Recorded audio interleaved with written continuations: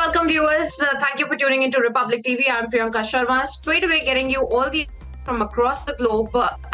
First up, the resignation of the BBC chairman Richard Sharp, in fact, has sparked a massive controversy after he broke rules over things with the Minister Boris Johnson ahead of his appointment as well. Here's a detailed report to understand all that's happening. BBC chief Richard Sharp has resigned. His resignation comes after a report found out that he failed to disclose a potential conflict of interest over his role in arranging a loan for Boris Johnson.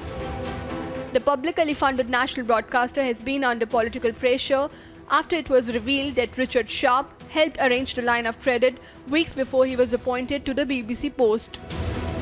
The $1 million line of credit came from wealthy Canadian businessman, a distant cousin of former UK Prime Minister. Mr. Heppenstall's view is that while I did breach the governance code for public appointments, he states very clearly that a breach does not necessarily invalidate an appointment.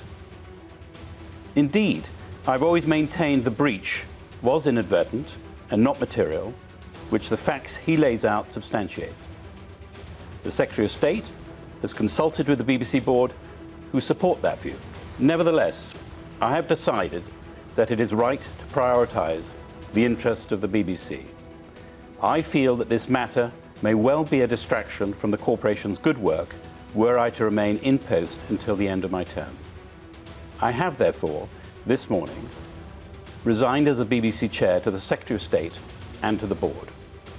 It was proposed to me that I stay on as chair until the end of June, while the process to appoint my successor is undertaken, and I will of course do that in the interests of the corporation's stability and continuity.